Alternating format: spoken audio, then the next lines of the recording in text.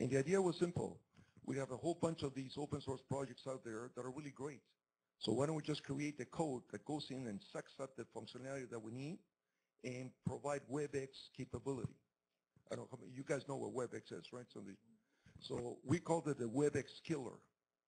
And I got invited to downtown by the Cisco guys to make a presentation, and Richard and I were there, and we were talking about the WebEx killer, and I didn't know they had just bought WebEx. So Richard and I got booted out in a hell of a hurry.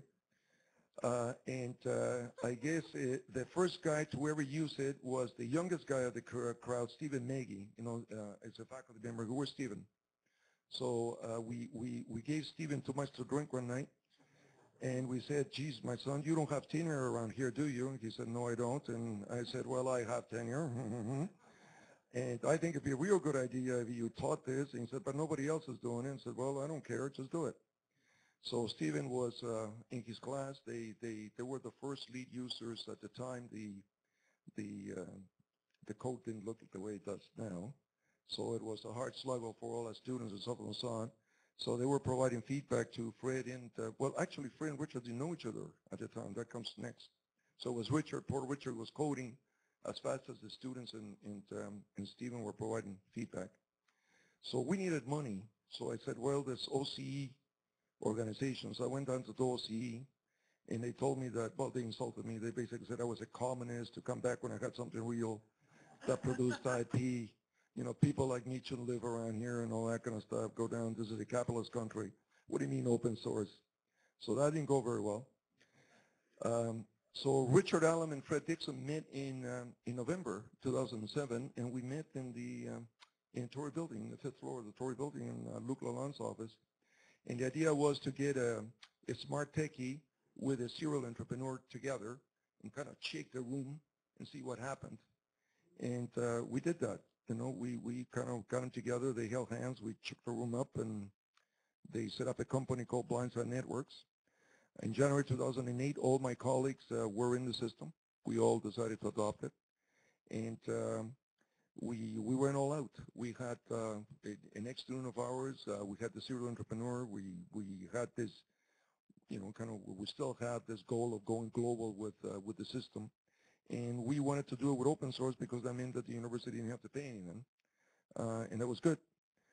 So what followed was a spin out. We incubated Richard and Fred here until the dean found out what they really were and, forced me to boot them out. So I had to go and boot them out. And we put them in the code factory downtown where they're hiding in the 4th floor today. And then I guess there's a long story there of that we celebrate tonight, right? So this is nice to tell the stories, but that was a lot of hard work. These guys went through hell. We had a lot of students from Carleton, undergraduate and graduates contributing to it. We had theses written it. We had 4th-year projects on it. We had something like 20 students contributing to that. And it was just hard work. The way that Carleton likes to do the things. We bootstrapped. That was our name when we started Carleton. We were actually called the Bootstrap University because we had no money. This is when we were somewhere else. And we followed that tradition. It was a lot of sweat, a lot of tears, a lot of resilience. And I saw these guys do it. And I'm very proud of that tonight. So it's a great privilege to have those guys back. Most of them are here tonight. And I salute you. It's just been a great story. Then in February 2010, a guy who works for Digim is a big company that runs Asterisk, found BigBlueButton and blogged. And that's when things got nuts. So Fred will show you what happened after that.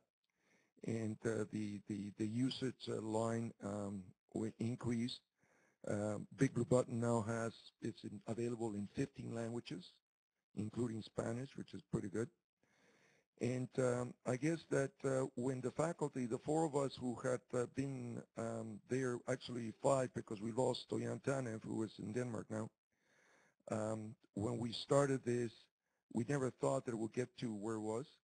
And we were together and we said, look, it's time for us to take this to the next level. So tonight we're going to do 2 things. Number 1, we're going to celebrate the achievement of these people who worked very hard over a long period of time, in their resilience, their tears, their frustrations, to provide us what we use at Carleton to be able to deliver our courses worldwide. OCE is using it, OCRE is using it, the Chamber of Commerce is using it. We have users all over the world at this point in time. So with great pride, what I'd like to do is ask you to give a big round of applause to all the contributors to BigBlueButton over the years.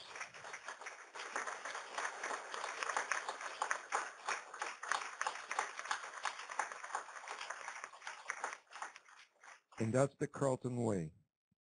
Let me tell you very quickly why we use it and why it's unique. We use BigBlueButton because, it's a web conference system. I would imagine all of you are familiar with it.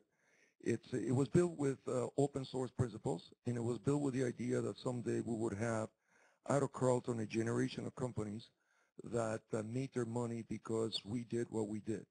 And it was painful, but we're proud that we did it. The program is good enough and it's getting better quickly. Right? So when you use it, you really get hooked on it because it's so simple to use. It's been driven by the users, both our students and the faculty. So it's clean user interface, smart technology. The new features are easily to be able to add. And like I said before, we have 15 languages that has been added. But the beauty about this is that every day there's something new. Somebody comes up with a crazy idea. About 2 weeks ago, I had the fourth-year students in engineering telling me about all the things that they wanted to do with BigBlueButton, and I was just fascinated. I had to sit down because I couldn't, it was just great. The students are involved with both at the graduate level, the undergraduate level, the faculty certainly, they have a tremendous sense of ownership. We have a developer community now worldwide, truly worldwide, that is contributing to this project. We have companies that are now making money. You'll be hearing about them later on, and that's what tonight is about. And the users are very much engaged with the project. So it's not just the code, it's the community worldwide that has come around the code, which is important. And that was one of the first principles that we learned in open source back in 2005. And the value of that is just incredibly high. And that came out of the TIM program, that came out of Carleton. There was an innovation that it was kind of applying theory when we did it. We had read about it and said, okay, well, I wonder if this is going to work or not. So I had to get up and make it seem like I knew what I was talking about so people would do it, and it happened. We have an orchestrator code. That's BigBlueButton is an orchestrator code. So it's a code that takes functionality from this very, very well done open source projects that are all over the world. So that's what we've done with that orchestrator. So it was a new design. That's what has made us wonderful worldwide is the things that OCE was criticized, rightly so, because at the time we didn't know enough about what we were doing. It's certainly been user-driven, right? So a lot of faculty smarts in there, a lot of students' feedback, so forth and so on. We have contributors everywhere. The APIs are in Corral, CEA, Sandbox, so we can go to the where's Craig Pike? Ian, is Ian here? Peter? Okay, so those guys have the Corral CEA. Peter is the chairman of the board. And what we've done is we got the APIs, so you can go to the Sandbox and you can go and use the APIs and you can create your own products. And lastly, it's providing now, at the very beginning, company and job opportunities, and many of them will be for the people who are in this room. So I'm going to ask Fred to speak, and then what I'm going to do is I'm going to launch something we call Titan. And Titan is a lead project. When we create ecosystems, as you know, the students that are here from the TIM program, we're fanatics about business ecosystems. We use business ecosystems for a whole variety of purposes. So this is the first time at Carleton that we're going to deploy business ecosystems to become leaders in a particular target market. So that's what this is all about tonight.